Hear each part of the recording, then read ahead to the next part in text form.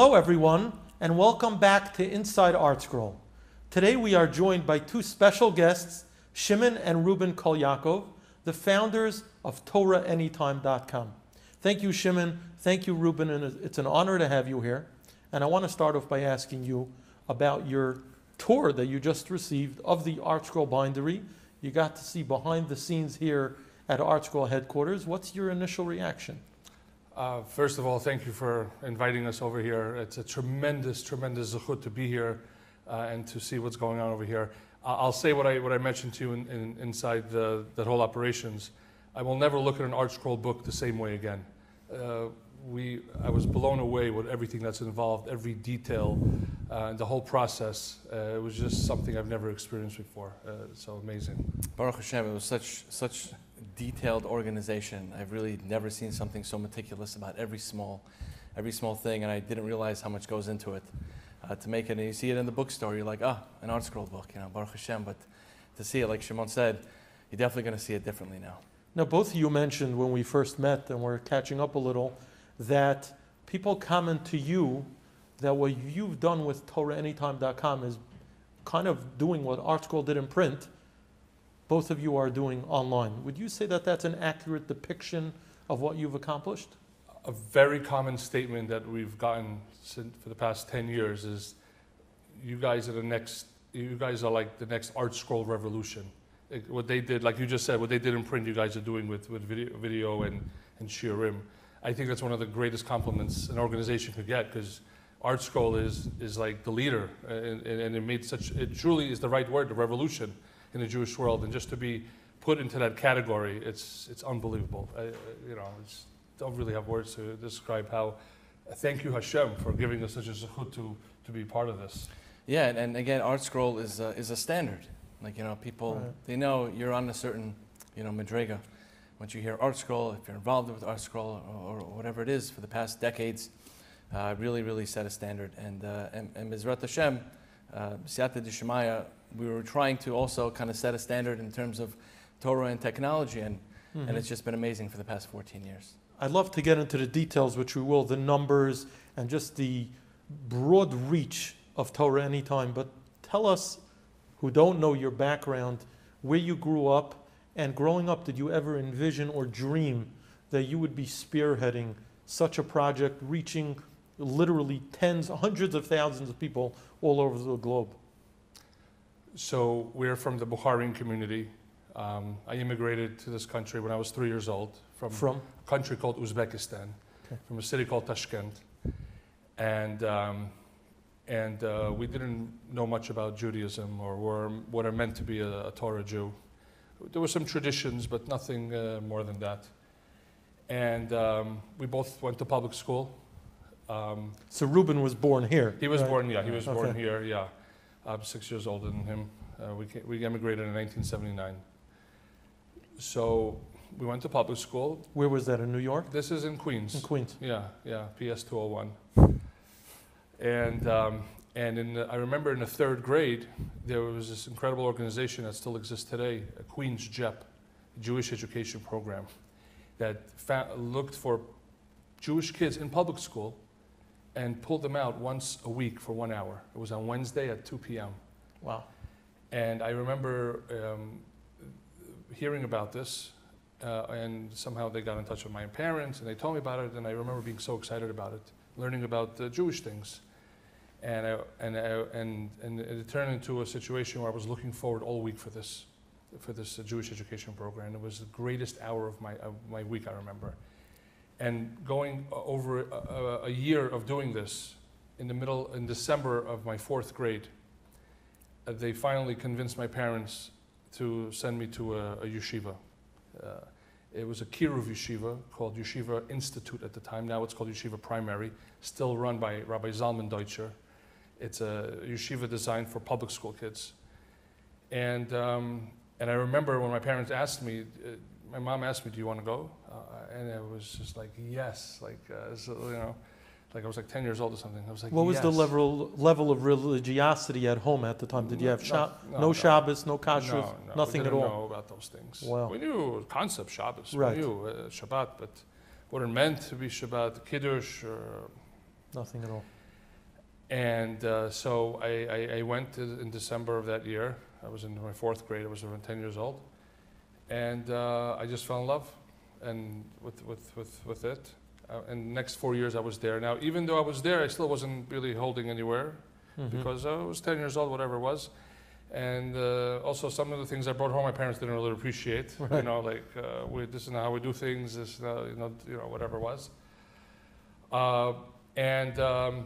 But I got those I went 4 years over there, and they gave me a lot of education. Planted seeds. They planted seeds. Oh, sure. And then Rabbi Zalman Deutscher was trying to get me into a high school, but I didn't want to hear it for some crazy reason. I decided to go back to public school for high school. And Rabbi Deutscher, God bless him, he tried everything possible. We hung up on him, he knocked on doors, just go to yeshiva, but I made my decision. But something very interesting happened in high school. Those seeds, like my brother just mentioned, that were planted. And at that year was the early 90s, there was a mass immigration of Bukharian Jews coming into the United States. We came in when there was a little bit. About 13 years before. 13 years before, but mass immigration, 91, 92, 93. And what was that caused by? The end of communism. Right. Okay. Right. Right. Once the fall of the Iron Curtain, it was much easier for people to leave. Right. And in the high school I was in, Forest Hills High School, thousands of these Bukharian kids were there, and we met, and they looked up to me because I was here for so many years, like, oh, an American guy, you know. And you spoke the language yeah, well. Sure. I knew a little bit of the culture, right. Whatever it was. Right. And I found they knew a lot less than me about Judaism. I had the concepts because 4 years I went to this Kiruv yeshiva. Right. And I found myself doing something interesting without even realizing. I was doing Kiruv with them in Forest Hills High School. Public school. Wow. And I myself wasn't really holding anywhere yet. Right. So, to make a long story short, there were other people in the community in Forest Hills that were doing Kiruv. And one day I was walking, and someone from the street pulled me and says, would you like to listen to a lecture in the synagogue? It was Beit Gavriel. I don't know if it was Beit Gavriel at the time, but it was that building. And we're giving free pizza. I'm like, free pizza? Okay, I'm in. So I went in there. There was a speaker. I don't know exactly who it was. Maybe it was Rabbi Leibel Lam or Rabbi Mordechai Becher, one of these famous gateway speakers. I went in there, and I was in love with what was said. And they said, would you like to come again next week? I'm like, yeah, for sure. We have Chinese food. Okay, great, for sure now. Long story short, after going to these lectures for all those years, and at the same time interacting with all these immigrants from my community, and kind of makar with them a little bit, I saw the impact that these lectures over the months was having on me, and the change it was having on me, and what it was doing to the changes of my life. I was actually becoming more observant. Mm-hmm. And actually, my brother was the first person that I was working on, because my parents didn't, like I said, didn't appreciate what I was bringing home from yeshiva. Right. That's actually why they actually helped push me back to public school. How many siblings were you? Just us two of us. Just you two. So they said, my parents said, "I want to keep Reuben away from yeshiva. We don't want him to this fanatic stuff now." It's a very happy ending. Don't worry. Okay. My parents are amazing people. Very happy ending. But they're going to keep him away. But they couldn't keep it away, because I knew this is the way of life. I knew this is something right about this, about Judaism. And Baruch Hashem, he was all in. Not a single day in any type of a yeshiva. And it got to the point where in our community, I was already 18, 19, that there was a group of us, these teenagers, that all the parents was working on Shabbat.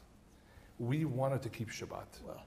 So we all got together. So you graduated public school. I graduated public school, continued going to these lectures, going to more lectures. It was literally, these lectures were changing my life. While going to college also. While going to college. Right. And it came to the point where we got a group of 10, 15 guys, maybe even more, that we wanted to keep Shabbat. But none of our parents were keeping Shabbat. They were all going to work. So we made our own Shabbat. We got together at one time in this person's house, one person at that person's house. We made what we needed to make. We prepared as much as we can, as much as we knew. We went to the synagogue. We heard the rabbi speak. It was Beit Gavriel was just beginning at the time. There was Kiruv speakers, Rabbi Israel Yitzchakov from the Beit Gavriel Youth Minyan. It was all just the beginning of it all. And it kept going and kept going. This is what, the late 90s now we're looking at? This is the early 2000s already. Early 2000s. Early already. 2000s. So And you're about 20, in your mid-20s? Yeah. And you were 18, 19 years old? Early, so- early 20s, late Oh, teens. Okay. And it came to the point where these shiurim, these lectures of these speakers, the impact was so great that I said, I have to capture this. Hashem just gave me the idea, you have to capture this. So it started with audio lectures, and then it quickly went to video after my parents when I got married at 24, they bought me a camera for the family use. I said, I'm going to use this camera for lectures, little mini DV discs. And I started to record and record. Now, I didn't know what to do with these recordings. Internet I wasn't so technical, but I was recording. And it came to the point people used to come up to me, what are you going to do with them? Like, I'm not sure yet, but I just know I have to capture it. So I'm like, while you're thinking about it, do you mind making me a copy? My wife couldn't make it to the lecture, or I want to watch it again. I'm like, okay, great idea. So I got this DVD maker. I put the file onto a DVD, made copies of DVDs, and started giving them out. And often, at least, I don't know, a handful of times, people came up to me, why don't you put it on the internet? He goes, that's a great idea. I don't know how to do it. And Baruch Hashem, God bless my brother Reuben. He's very technical. He was working in Torah College in the technical department. He said, Shimon, you have all these recordings. I've been watching you record for years now. Can I borrow them, please? I'd like to do something with them. And I kind of like under the covers a little bit, kind of like told him like, can I have that binder of DVDs that you have? Back then there was DVD binders, right? So he gave it to me, and I kind of quickly put it on the computer, quickly put it on the site, and he was kind of like, What site were you putting it on then? well, this is a little bit further now, but so I was in Torah College. 2005 I started. And right when I got there, What were you going for? In no, I college? wasn't. I was working there You were working. in the IT department, in the computer department. Okay. You know, Baruch Hashem, we were taking care of the 25 campuses or so in the tri-state area, and it was a great team over there. And I was actually asking a lot of questions. I had some tech background. Obviously, I worked there, but I was asking some questions about putting content on the internet. How do I embed it? How do I play a video from a site? And all these things. I had a great academic department that helped me out a lot. So then initially, I'm like, okay, let me just call it kolyakov.org, because we didn't really have a name. Our last name was like a play on words, Kol Yaakov. Kol Yaakov. We figured it was very fitting. Right. So that was our first website. It started off as kolyakov.org. Okay, it's our last name. Let's just put it up there. And then it kind of meant the voice of Yaakov, which made a lot of sense also. So this was late 2005. I'm creating the site, super watered down, very primitive looking. It was nothing like a way it's supposed to. But to start off, I guess it's just putting content on the internet. Nothing was streamable. You could just download it, right? And everything was done manually. There was no automated process. I was just running the whole thing again. And this was late 2005. And early 2006, it was kind of getting more in the completion mode. Shimon was still recording lectures on his mini DV camera. Like 5 to 8 lectures a week maybe at Wow, the time. But that's quite a bit, because that's like at least one a day. Started to pick up a little bit of steam. So then about February, during my birthday time, there was a new 2007, right? 2006, 2006. a new hard drive Camcorder. camera came out. It was the first actually of its kind, where no more tapes, no more discs. It was a hard drive on a 20 gig hard drive or something like that, where you record, and it stores it in there. I'm like, oh, that's so great. It's so much more convenient, because I don't want to make DVDs. I want to transfer it on the computer, and it was very good. Otherwise, I had to put it, in a DVD, and I would have to wait the real time. Have to wait a whole hour for a share to be. So then I put something online. Now, I remember seeing the other day, actually, the way it looked like. I'm like, I can't believe it looked like this. And we have our evolution of the 6 different looks of how TorahAnytime was over the past 14 Our parents years. also got that as a gift for him, that camera. Oh. Right. So they were like the source of the 2 first cameras of TorahAnytime. Right, so late February, during my birthday time, I kind of hinted to my mom. She gave me the first hard drive ever camera, JVC, right? And I got it, and I launched officially, or unofficially, the site early March of 2006.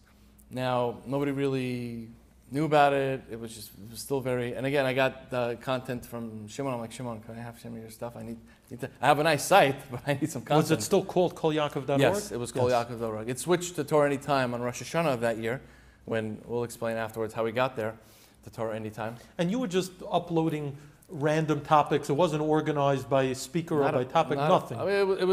Again, everything was done super manually. So you would have a speaker page, and under that speaker page, you would have lectures. There may have been more 15, 20 speakers at most. Right. At that point, maybe. Right. So And all these speeches were at Bet Gavriel, or were they elsewhere as well? in the Forest Hills Yeah, area, Hills. most of them in Local Bet area. Gavriel. Yeah. So Baruch Hashem, because of Shimon, I had some content now. You know, it's something to start off with. Right. You don't want to start with 2 lectures. So Baruch Hashem, he gave me the content. I put it up, and March came along. End of March came along, and I'm like, 50 hits? Wow, that's pretty cool. 50 hits to the website. Who's accessing the website? I didn't expect much You didn't because really How did think- people even know about it? just some of announcements. mouth. I made an Yeah, announcement some over announcements. Shabbat. Oh, okay. Guys, if you missed last Wednesday's lecture, You could go online. Go on. Like very few people, so 50 people, and then word of mouth spread. And then in April, you had 250 people. Like, wow, that's a 5 times growth. That's amazing. And then the next month, 500 people, in May. And then 1,000 people. And it just kept growing and growing. Now, I was using $10, $15 a month hosting, because there's not really much there. So, and then summer came along, and Shimon had a computer shop at the time, and all in his... Queens on Main Street. Is that what you were doing for a living? Yeah, I had a computer repair shop, Computer repairs. and that's where the back of that store we made at the TorahAnytime headquarters at the time. Like a little section in the back. The back of it, yeah.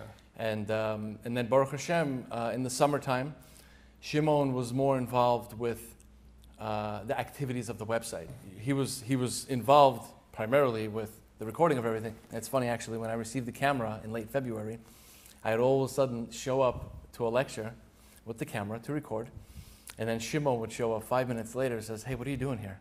This is my job," So I'm like, "Oh, okay, I'm sorry, I didn't want to step on anyone's toes," but I thought it was funny because I got so excited. I'm like, "Okay, now it's my time to record," So I guess he was the first recorder. I was the first volunteer, recorder. And I remember he wanted to wait a little bit later. A couple of months later, there was a Sony hard drive camera that came out. He wanted to get that one specifically because he was so makbid on quality and everything. And the one that I had was horrible quality, but it was something at least, But yeah. I remember standing up in Bet Gavriel and making a very special announcement. Saying, "My friends, I want to share some exciting news with you. We just recorded our 100th lecture." Now, Baruch Hashem, laying over 120,000 lectures, but I just vividly remember that, and that was just incredible. But just to keep a long story short, basically, about a year later in 2007, 2008, Hashem sent us a very big gift. I went to Rabbi Olbaum in Queens. Yes, to record with Shiurim, and there was one of the boys there that he was speaking to. I think he was like 20 years old, a teenager or whatever, a young adult. He came up to me afterwards and he says, "Who are you and what are you doing?" I'm like, "I'm recording to spread this." His name is Yosef Davis. He was so impressed with the concept that he says, "I want to work with you guys." He became our volunteer. And Baruch Hashem, he turned into our executive director. He's still that today, sure. right? Absolutely, yes. It's the 3 of us, Baruch Hashem. Such an amazing passion. And over the years, Hashem has sent us Mayor Summers, who became our operational manager, Rachmim Segev, and a few years ago, Chetzky Koftal from Mishkan Yechaska. I don't know if you know who he is, but he's a lot of organizations. He saw what we were doing. We saw a little bit of what he was doing with some other multimedia website things, and we joined forces as well. So. Also, Moshe Sofer came in around 2007 as well. Moshe Sofer was very big in our growth. And without all these people and without, Siyata Dishmaya, like we got a lot of compliments. You saw we were walking around the office today and people were complimenting us. And it's like so not us. It's nothing to do with us. It's just the fact that we're involved gives hope for anyone to do anything. Because, what's so special? We all have our job. We all have our thing. But Baruch Hashem, now it just started off as a website. But Baruch Hashem, over the years, it became an app. And then it became a phone system. We're getting around 200,000 minutes a day, Baruch Hashem, people dialing in. We don't want to promote the use of internet. We don't want to promote the use of smartphones. And Baruch Hashem, it turned into a newsletter. We have an incredible writer, Ilan Perchik, who writes stories from Shiurim. Excerpts. Right, and puts it on our newsletter called the TorahAnytime. And then it turned into, Baruch Hashem, a year and a half ago, one of our latest projects called the Daily Dose. We realized that we have to evolve with the times. And one of the things that is evolving is people's attention span. So we said, you know what? Many people may not watch 45 minutes to an hour or half an hour share. Sure. But you know what? They could do 2 minutes maybe.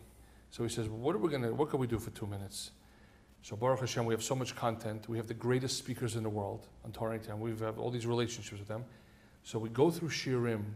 We pick out the most powerful, life-changing 2-3 minutes that have a complete message, a complete takeaway. We add very emotional music to it by our music director, Yisrael Ament. God bless him. Hashem sends us the most amazing people. We add words in the end, which is the message of the thing. And Baruch Hashem, Bli Ein Hara, over 30,000 people, or close to 30,000 people, are getting it every single day now on WhatsApp. But it says it doesn't have to stop there because we don't promote these technology things. What if someone doesn't have WhatsApp? Right. Baruch Hashem, in a few days, we're going to launch on the email, the same daily doses on our email. The daily dose email broadcast. Yes. And to sign up to the daily dose, if you're watching this and you're curious, how do I sign up for the daily dose? Of course, thank you. You simply take out your smartphone, if you have one. Please don't get a smartphone for this. And just simply save the number on your phone. It's 929-355-4268. Save it as TorahAnytime Daily Dose and message the words, add me. If you don't do all those things, it won't work. So just rewind this video and watch it again if you want to. And for those who don't have WhatsApp, Baruch Hashem, very, very soon, hopefully within a few days, probably when they're watching this, it's already released, God willing. For those who don't have WhatsApp or those who just getting away from WhatsApp, because there's many people asking us, can we get it through email? Because the only reason I have WhatsApp is because of the daily dose, and I want to get away, and Baruch Hashem, now we have a solution for them. And you have those who have a group of 100 people sometimes who are getting it and who don't have, so they send it through email. So now we're coming out, Baruch Hashem, with a daily dose email broadcast. And to get on that broadcast, you just have to email dailydoseemail@TorahAnytime.com, dailydoseemail@TorahAnytime.com, with your first name, last name, and email address. And God willing, we'll give you the daily dose or email. It's the preferred method is through WhatsApp. Again, those who don't want to get WhatsApp or those who don't have WhatsApp, anybody, friends and family members that don't have WhatsApp, email is universal. It's worldwide. We've been having it for decades now. So just email, dailydoseemail@TorahAnytime.com. Bezat Hashem will put you on. The daily doses are literally life-changing. And how do we know that? I mean, we're very biased, obviously, when we're making them, but the feedback we're getting, it doesn't end. They send us voice notes while they're crying, telling us how that's exactly what they needed to hear right now. They're going through something, and Hashem sent them the perfect message. Now, who goes through the shiurim and the lectures to find that sound bite or those 2-3 minutes of a powerful message? It's a great question. We're very, very picky, in terms of what we use as a daily dose. Specifically daily dose. So do you actually sit and watch the lectures, or it's a group effort? To be majority of I do it. Mostly Shimon does about 95%. He does some as well, but we're very meticulous. So I imagine it's very time consuming. I've learned how to listen to lectures at double speed. Right. And you're obviously looking for something, right? Yes, and it's so hard to describe what a daily dose is. It's like one of those things that you're listening, and this like the light bulb just comes off. That's a daily dose. Right. Sometimes I have questions, and I can consult with him to decide which way to go with it. Because then we have things that don't make it as a daily dose, but are still amazing. We use them as something called TorahAnytime clips. They're like, I don't want to say like leftovers because they're amazing also. But they didn't fit the genre of the daily dose. It was just missing something to make it that daily dose. And we put those clips on TorahAnytime. Right. So that can be viewed. And Baruch Hashem, we're up to around 620 now. Daily doses. Wow. Daily doses. 620 daily doses. So it's every day of the week other than Shabbos, obviously, even right? Motzei Shabbos. Motzei Shabbos Yeah, also. Motzei Shabbos. Twice on Thursday. And twice on Thursday because we have something called the Erev Shabbat double dose. Right. It's double the time, which usually means 5 to 8 minutes, and double the impact. Usually those people look forward to all week. They can't wait for the double dose because it's usually. And it's just such a zechut to be involved with all these amazing Talmidei Chachamim, these speakers. I can't believe I know these speakers. These are like people that literally save people's lives. They give people, what's the purpose we're all here? To grow, to get connected to Hashem, to have impact. And these are the rabbis, these speakers who do that. And for us to be part of that chain, Hashem, thank you. I'm taken by the irony that your inspiration to the path of Yiddishkeit was triggered by speeches. Right. And now you're the conduit bringing these very type of speeches to the masses. I mean, that's an amazing coming full circle. Not only are we the president, but we're also clients. Right? So Now, getting back to kolyakov.com or .org, .org, right. transitions into Torah Anytime. How did that happen, and where did the name come from? This was about a month or two before Rosh Hashanah of Back in 2006. 2007, Right, 2006, right? And then Shimon came fully on board on the website aspect of it, because he was on the recording aspect of it, so he transitioned a little bit more on the website aspect of it. And Shimon, he's just site after site after site checking out. We realized that if we were growing, and this might become something bigger than we ever imagined. So we thought we should maybe make a more universal name. Was there any other site at the time providing video shiurim? That's actually one of the things that I was looking for when I was making the site. I'm like, is there anybody else I can sort of copy? There was, I think it was 613.org back in the day. Right. And they were the only video site that I could find. You had other audio sites like Aish Audio, and you had some other audio sites, but there's nothing that I could majorly copy, so that was... You felt like you were a pioneer doing something that hadn't been done yet. When I was Makar of my brother, when I had the zechut to be Makar of my brother, he was so hungry, he wanted more. We have the neshama that we just were very interested. I think in general, like the Bukharian community, a lot of young people, a lot of the Kiruv professionals sometimes focus on that community because they consider it like low-hanging fruit. Right, they have something in them that there's an interest. Right. Still trying to figure out probably exactly a lot of tradition. Probably tradition, right? But anyway, he just wanted more. I was teaching him as much as I could, and he was already doing everything without a single day in any yeshiva. And he's like, I want more. So he was looking, and that's that was another inspiration. Catalyst, right? So as the site was growing, you were growing. That's really what it was. I tell people a secret. We really made TorahAnytime for ourselves. We just let the world use it. You shared it with us. We thank you for sharing it with us, because you're changing our lives as well. So that's incredible. So but again, the name. Oh, the name. Yes, the name. Right. We were actually looking for all types of names. I don't remember all of them right now, but they were all taken. This is taken. This is taken. So I think pick number 10 or 11. I forgot. I figured, how about TorahAnytime? So we put it in. I'm like, Ruben, it's available. Get it. Get it. So you bought the domain name? Yeah, TorahAnytime. And then you just switched the name on the site? Yeah, I mean, both went to it. For a while. Both worked for a while. Because people knew Kol Yaakov, so we can't just, disconnect it. It's right now, actually, it's still forwards. Oh, still forwards to TorahAnytime. Oh, it does? That's pretty cool. Oh, see, that's good to know. That's pretty cool. Fun fact. And then when was the next step where it really just exploded to where you broadened the number of speakers and the style of the site where it's very easy to find, various So once Shimon came on as part of being part of like the website and just filling up content, it just went to a whole new level. Like I guess I wasn't so much of a people person talking. I was more on the tech side, behind the scenes type of things.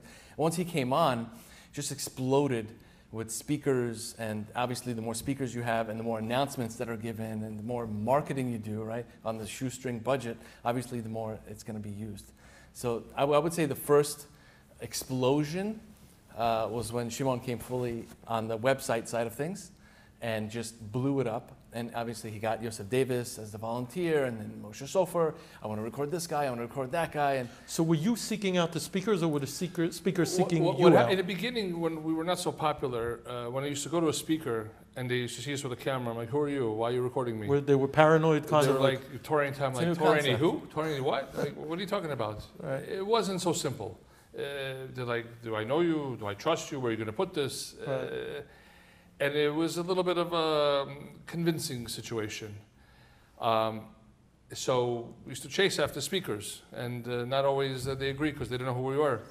But over time, we just keep going at it, and no matter what, because we were on a mission. We were obsessed with spreading Torah. and I don't know any other way to say it.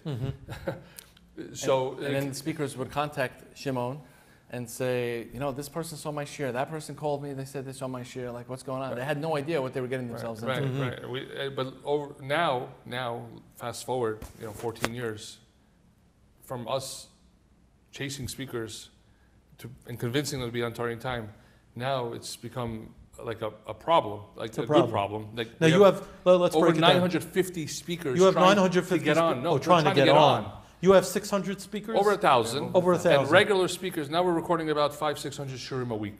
Now you eventually shut it down, right? Meaning you're not accepting Onboarding? new, am I right about that? Officially, at this point, we're not taking on new speakers. We do make exceptions. Okay. We found that one of the big challenges is that there's a very famous 80-20 rule of life.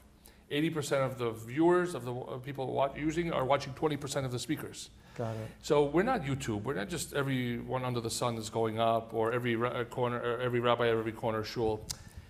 We want to make sure that if we're going to get someone on, it's going to be someone that's really going to create an impact.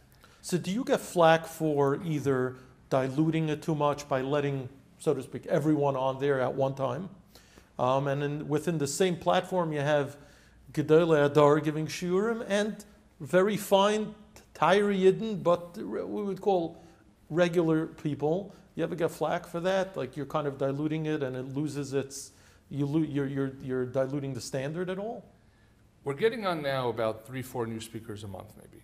Okay. There was a time it was much more. There's some people who are grandfathered in from the time where we were trying to get more speakers that maybe we necessarily wouldn't have taken. I don't know, but because we can't, once you get someone on, we have a relationship with them. Sure. No, again, we're trying to be a little bit picky about it. We're trying to make sure it's someone that has, like, we consider ourselves like scouts. Sure. We want to, we see, like, there's certain speakers that were really not so popular, but Baruch Hashem, we saw something in them. You kind of have an eye for talent. Whatever it is, it's just, so we said, this person, there's something here. Even though they're not known, but I feel like this is something that the mass population could So I'm benefit curious from. about that because I've analyzed speakers, public speaking. What do you think makes someone good? Is it the content? Is it their demeanor? Is it their delivery? Is it the charisma? Sometimes you could have someone who's too overeager and it's like, calm down. And sometimes someone is not energetic enough. So what do you think? It's really all of the above. Okay. It has to be one of those like package deals. It's also someone that when they get on board with us, they're part of the TorahAnytime family. Okay. Like they become like a representative of TorahAnytime, become an ambassador of TorahAnytime. That they're going to go out and let people know their shiurim, their Torah is on TorahAnytime. Mm-hmm. Sometimes the Yetzer Hara tries to come in with a trick. Oh, I can't promote myself. It's gaiva. No, that's a trick. It's you're promoting Hashem's Torah. We have to get it out there. You have to let people know about it. And when I say that to people, sometimes, they get a snap out of it. You're right. Do you ever offer critiques to the Magidei Shir and the speaker? Maybe look at the camera a little more, or get more into it, or be a little more under control, change the type of language you use. We've known over the years what works, what gets hits, what's popular, what creates the most impact. That's really all it comes down to. What's creating the most impact? And we give them some, and some people, some speakers love it. I mean, obviously they want to create the most impact. So we definitely do it. Also, the list of criteria that you mentioned, like who do we choose, who do we okay with that? We don't want to chas v'shalom those who, let's say, are on the waiting list or that are not yet on. It's not really even a waiting list necessarily. Right. So we're not saying that they don't or they're not good. Chas v'shalom, their Torah might be amazing. It's not the. There's another reason why we can't flood it so much is because we have to think about the end user, the person who's clicking on TorahAnytime.com, and they're looking for a certain speech. If it's too much, it will defeat the purpose. It's very right? overwhelming. Overwhelming. For example, I know there's some sites out there that learn your habits, learn what type of speakers you like, what type of topics you like, how often you come back, the length of classes that you like to watch. So, those algorithm of learning what you like. So we don't have that currently, which means everything is just thrown at you, and it could be a little overwhelming. You might look for a speaker, and you have to scroll down a few seconds or a few minutes before you get there. So God willing, once we evolve, this year and next year, etc., we're going to make the site a lot more smarter, to be able to learn from your learning habits, who you like to access. If you like A, B, and C, you might also like D. And you'll start making those suggestions? Exactly. Almost like on Amazon or something when you buy something and it starts suggesting based on your prior purchases, something like that. Then it won't be so much as overwhelming, even though there could be a lot more speakers on the site, because again, everyone has something to say. Everyone has a different angle on things. Who are we to say no or yes, right?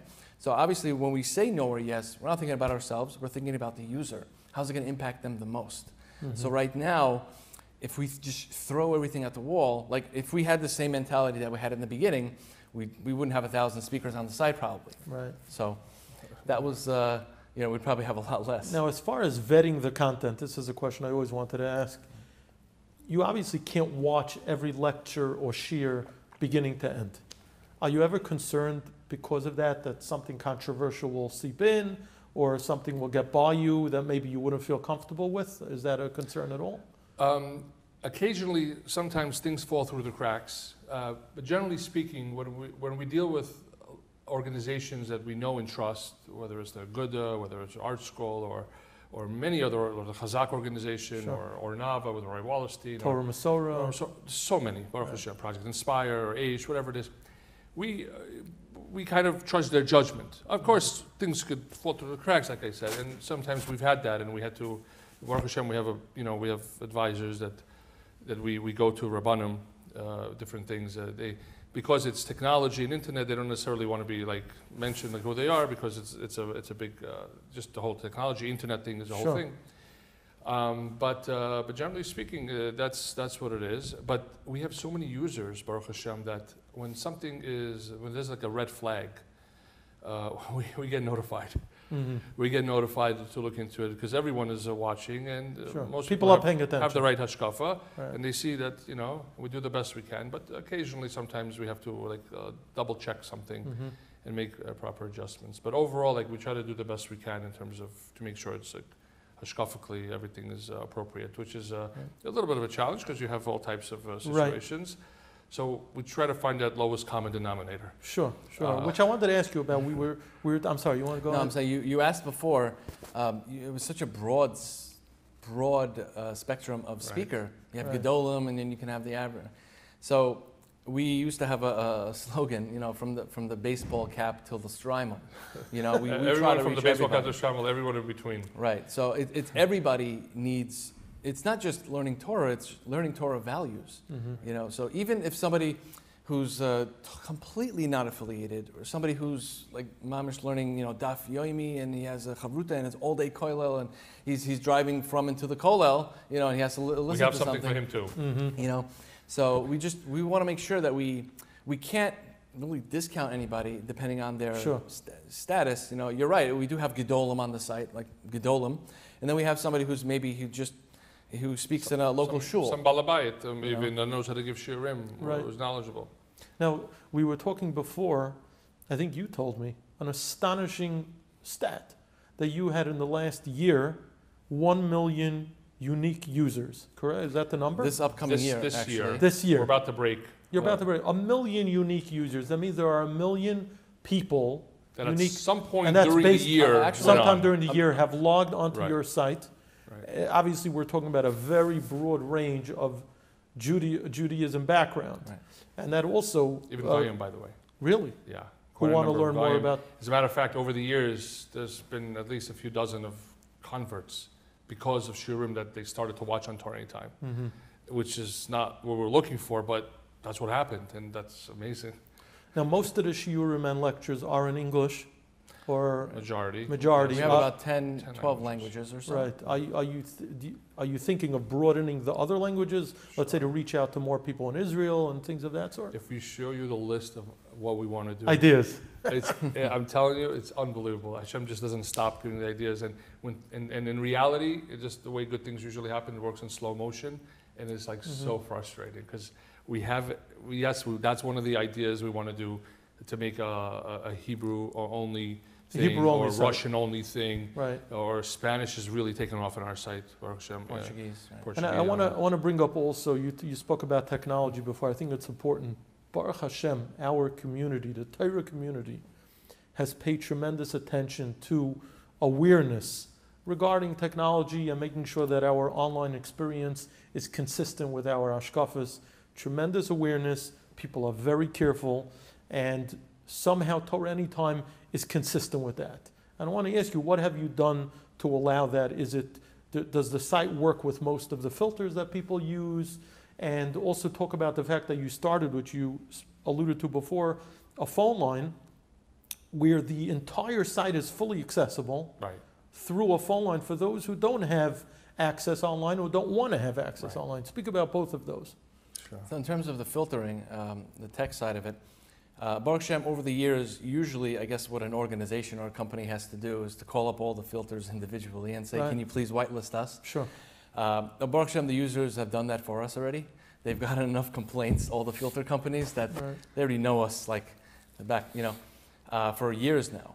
And whenever we call them, in case there's like a, certain instance where there was a one-off situation. So the only reason that a filter would block us is if the user actually put our domain in the block, in the blacklist, which nobody does obviously.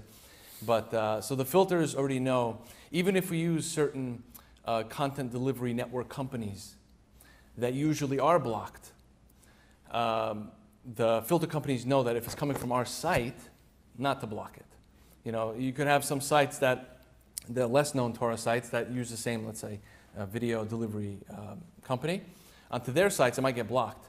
And they call us and say, how is your content not blocked? Because we're using the same exact thing. So Baruch Hashem, we built a relationship with the different filter companies without even having to speak with them through our users. And in terms of the phone system, right? A big thank you to Moshe Sofer. He was very instrumental in getting that phone system running. And we knew it's going to be used. How complicated was it? Because you had all the material uploaded online, which, by the way, what does it cost? Because you're hosting all your material. Right. It's a treasure trove of, you said 120,000 and lectures by and growing. 500 a week at least.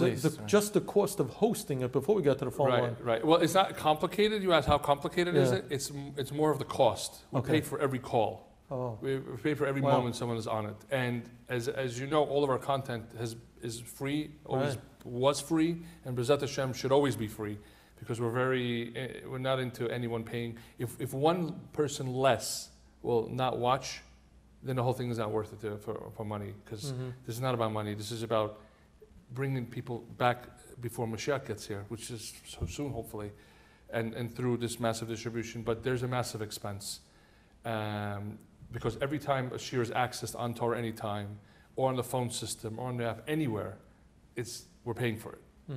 So it's like when we saw the ArtScroll behind the scenes. If anybody came to this place and saw what goes on behind the scenes, their mouth is closed. There's nothing else to say. You're paying for every page, every piece of ink, every dot on the top of an eye you're paying for. Right. So the same thing. I mean, there's, Baruch Hashem, so much that goes on behind the scenes. So much. Don't want to bore with details.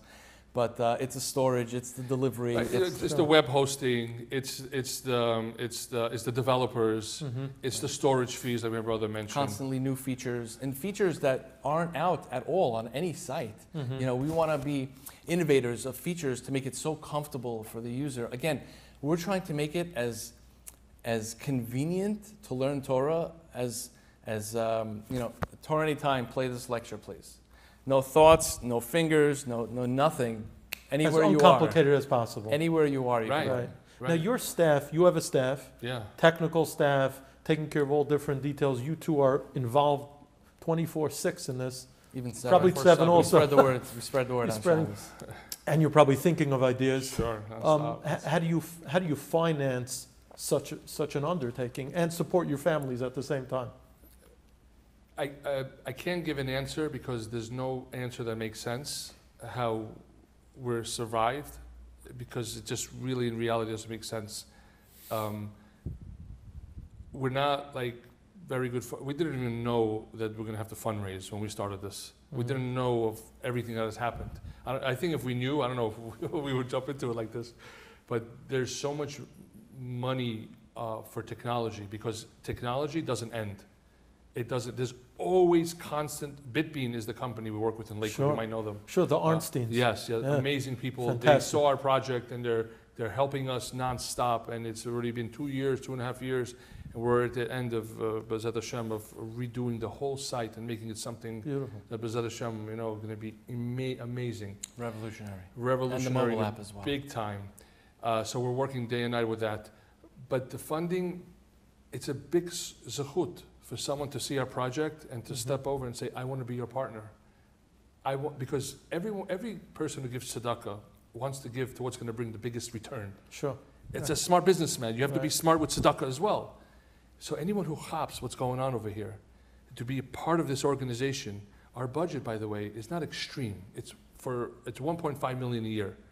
And most of it is technology. I would have thought, if you would have asked me, I would have thought it would be more than that. Right. With, Other, a million users a year. Yeah. You have shuls that are 3, 4, 5 million. God bless them. Right. But here you have an opportunity. A few guys at 100,000 a year, whatever it is, like.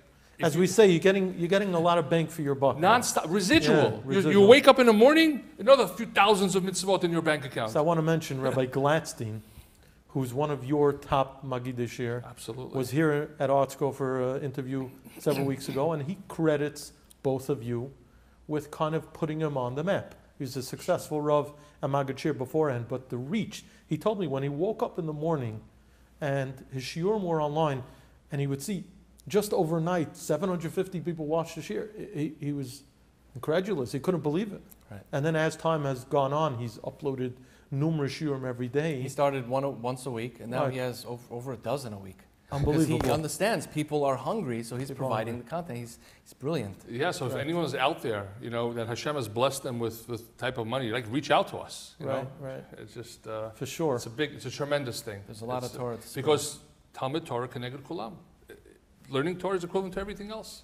And it's le'rov lo lechem v'lo'itzomal ha'mayim kiyim l'shmaya es dvar Hashem. People want to hear. People want to learn. There's, like you said, there's a huge thirst. Yes. I want to tell you also on the ArtScroll side of things, I don't know that ArtScroll has ever sold more books than now. Wow. So people who say that people aren't reading, aren't learning, people want to learn, people want to read, which leads me to my question to you about Corona. Oh, boy. The response to Corona to you must have been off the charts because people were home, they couldn't go anywhere, people were locked down, some people are still locked down. What was the traffic on the site like during that period of time? Rabbi Yossi Ben Shushan, one of our good friends, amazing speaker, the Ben Shushan brothers, God bless them. He made a joke, and I was a little bit nervous of that joke after he made it. We had a live show. He said, I think TorahAnytime started this whole Corona thing. They wanted to get all these users. The increase in traffic was something that we were not prepared for. Right. It was an amazing problem to have. And Did it cause you technical issues? Did you have to do anything it special did. to deal with it? So mid-March was the Lockdown. thing, right? And in a 3-month period, before that, there was about between 8,000 to 10,000 people accessing the site a day. Right. Okay, just on the website. From the moment of the lockdown, where are you going to go now? You can't access any share. You can't go to any share, right? So everything is online now. So Baruch Hashem, we became a lot closer with a lot of our organizations who were now doing shiurim online. And Baruch Hashem, we were the platform that Hashem, put in place to be able to host everybody. So from 8,000 to 10,000 a day, we were going 30, 40, even 50,000 a day. Yeah. So you could imagine that we weren't really prepared for that number. Baruch Hashem, we're growing over the years, There were but we've never crashes. seen There that. were so many crashes behind the scenes. Right. And we were putting so many Band-Aids. And that's when we realized that we really have to push our new site out. We can't site, just right, and our mobile app. linger like this. We really got to finish it up because look what happened here. And the BitBean was working nonstop to try to fix all the technical issues. All the organizations came to us as the go-to place for virtual lectures now. So I wanted to ask you about that as well, because at some point, TorahAnytime went from just doing video shiurim to tons of live streaming, whether it's conventions, dinners, events. You started live streaming many events. What was that like? Because that's really a whole separate type of operation where you're doing lot in real time. You're doing live Just shiurim. the Hillim readings. There was there was some events where we had 50,000 people at the same time. So do you have to have someone on site at the event? Do you have a point man that you send out, or is it a representative of the organization? How does that work on the technical side? 5, 6 years, live has become more popular because that's just how the world is, towards live. There's so many people watching. I want to be a part of it, right? And obviously, from March, now everything was live. Now everything was just watching online. So there are some places, obviously, the whole Corona thing. We have to have our staff with masks go to the rabbi's house sometimes. It's a big challenge also. At that time, everyone was so scared and nervous, especially like in March, April. Right. They would know. They wouldn't let anybody in their house. They were like, TorahAnytime? Oh, okay, you can come in, stay on the corner over there, get the camera rolling. So, Baruch Hashem, the numbers have been huge. They've been astronomical. Nothing that we could even imagine. But in terms of, we had to increase training with people going out. We had to more increase equipment, our technology to be able to handle all this. To be the site, just the site alone, had to be able to handle that many people on at the same time. It doesn't just work like that. When you're going from page to page, there's so many things happening. Somebody thinks, okay, I'm going from the home page to the speakers page.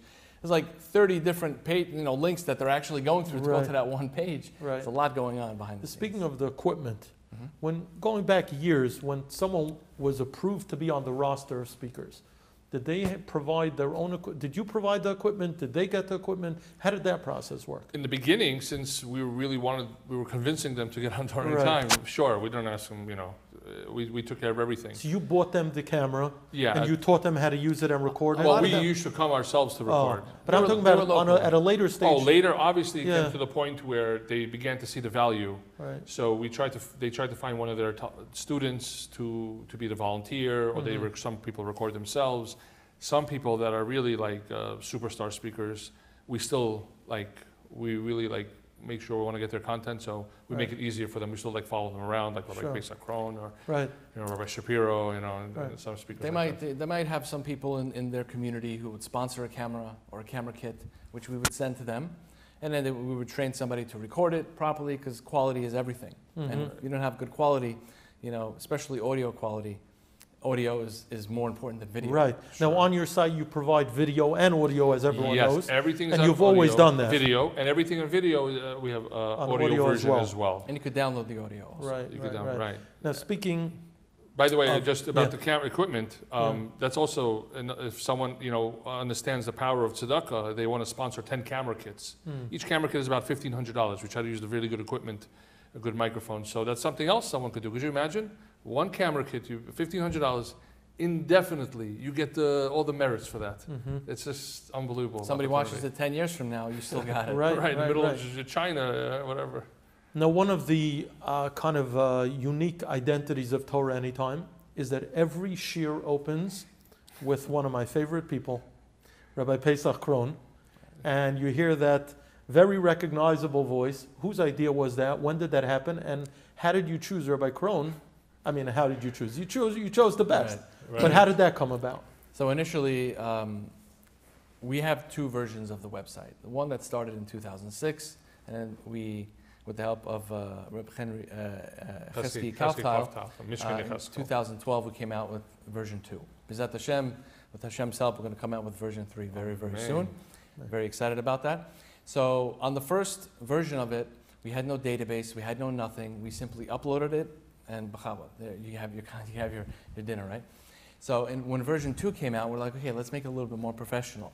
So we had a database of users now. Oh, we have users, they could sign up and they could have following, and, you can get, and we're like, let's also have some sort of branding. We had the watermark branding all the time, but we want to have some sort of an intro branding. So what we did was, we thought of an idea.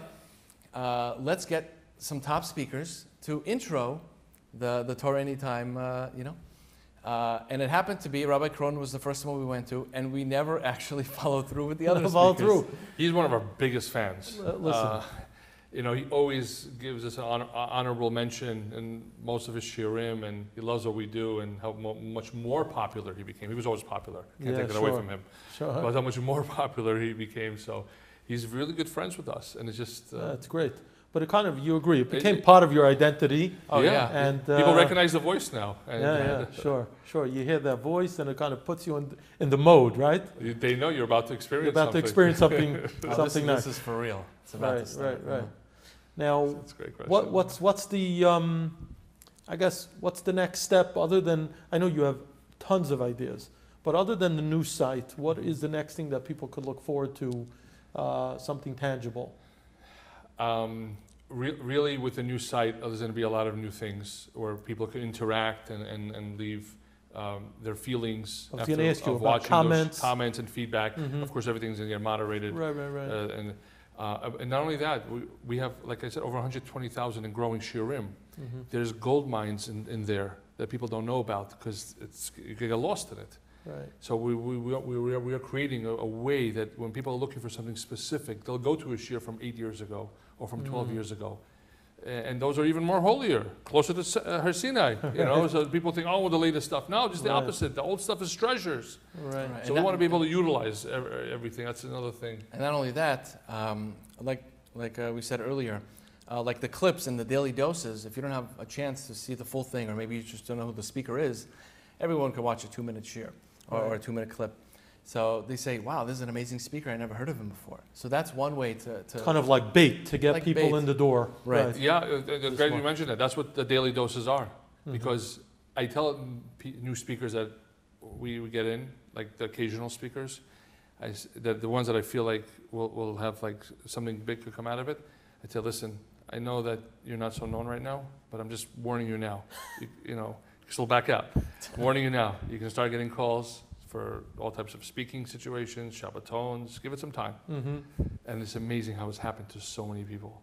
What's the most inspiring story, if there is one, other than your own story, which is just extraordinary? Is there any one or two stories that you've heard from users who have said, and I know I walked around the office with you where everyone's telling you, thank you, I listened to you on the way to work, on the way home. But is there any story or two that you could think of where people's lives have been changed through your work? It's not only people's lives have been changed, actually people's lives have been saved. You know, like mamish saved. We get, especially from the Daily Dose, because it's using WhatsApp, which is a communication app. Easy for people. It's very easy. And also for people it's to- going into people's pockets, really. Right, exactly. Yeah. And we hear and we see dozens and dozens and dozens of feedback, not just people writing great or amazing, they're writing paragraphs and paragraphs of feedback of how it's changing their lives and saving their friends' lives because they were about to do something and then they heard something and they said, what am I doing? We just Wow. got one that this is a person that really enjoyed watching shows, Goy shows, on Netflix, everything else like that. It was a big challenge for them. They knew they shouldn't be, but Mhm. whatever it is. Long story short, they went into detail, but long story short, they don't do that anymore. And they watch TorahAnytime, and TorahAnytime has saved them. They told us straight out. We know that Bittul Torah is one of the worst things a person could do, just wasting time. When someone could message us or let us know when we go to conventions or Shabbatons, when they tell us things like, I stopped listening to the news, I stopped watching TV or shows or internet or YouTube, I got rid of it because of TorahAnytime, it's literally priceless. What's more important? They got it. It helped me with my relationship with my spouse, with my kids. It helped me become happier because I'm going through, like, what's bigger than that? And for us to be a part of that, to be that mailman, the delivery, Sure. is just. But you know what? Like, even though so much has been accomplished, we're not satisfied. There's so much more to do. Our motto is we're just getting started. When you say there's so much more to do you mean as far as the content that you're providing or the number of people you're reaching? Both. Actually, even more than that.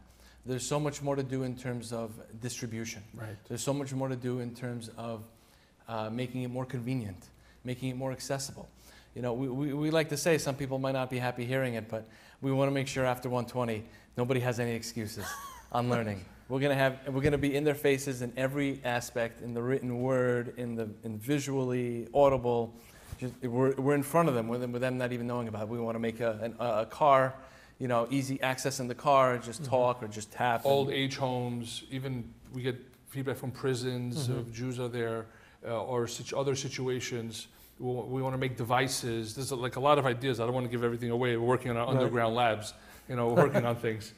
But there's a lot to do. And and you know what? Everyone, all the Jews in the world, they all have a part of something. We all have a different part of the bigger picture. Some parts are big, like ArtScroll, and some parts could be smaller, but they're all important. Sure. You know, whether it's on a community level or a global level, we all have to do something or find that thing to make ourselves have purpose and meaning and joy and to connect to the people, connect to Hashem. We can't be selfish about it. There's really not much time left. Mashiach is so close. Also, very important, Hashem didn't just make Jewish people, Hashem made all people. And there's a such thing as Torah values, you know, the right way for anybody to live, anybody in this world. So Baruch Hashem, you know, not through us specifically going after it, Right. but many non-Jews are also finding the value of just improving a way of life. That's interesting. It's not just a Gemara or a Talmud or trying to people. It's just the way of life. It makes so much sense. You know, resting one day a week. Okay, I have to recharge for the following week, or eating a certain type, or acting a certain way, or respecting certain type of people. Different You're midot. right. You're saying a lot of our values and ideals are universal. Sure. Right. So And there's a benefit to humanity, not just Correct. to those Right. who are zeichet to be Jewish. And that's part of us being a light unto the nations. Right, You know, right. if these values to get spread out, and they do get spread out all over the place. Now you're able to track every speaker and every lecture and share how many views and how many listens and things like that. Is Right. there one or two particular shiurim or lectures that you saw was accessed numerous times for whatever reason? Anything come to mind?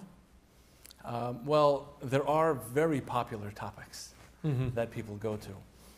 You have dating and marriage. You have Mashiach. Everyone loves to hear about Mashiach, right? Right. Everyone wants to hear about afterlife. You know, it's those, more, and depending on the speaker, you know, they would speak about these things. So there are not specific speeches per se, but just certain topics people love to run to. I guess the universal topics that, Mhm. again, not only Jewish people, that the whole world might find more value in. Not just that, also, a lot of the Kiruv lectures, I've gotten over the years, people who are from birth, Mm-hmm. they told me that it helped them as well. Right. Because we were raised, like I mentioned, not religious, so we're very passionate about it. Right. But we could see how in other situations where someone, that's the only way of life that they know, it might not be the same passion because Sure. that's the way their Right. life We is. take it for granted, and It becomes a little bit like someone once said, like robotic Judaism, Right. and it's somewhat of a challenge now. People, So they say that a lot of this stuff, that the Kiruv stuff, it helps them also recharge Absolutely. and their connection, Absolutely. and there's more meaning in what they've been doing their whole life. Sure.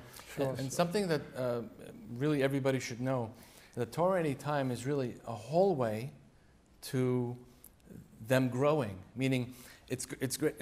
All aspects of Judaism, from the beginner to the super advanced, we have something to provide.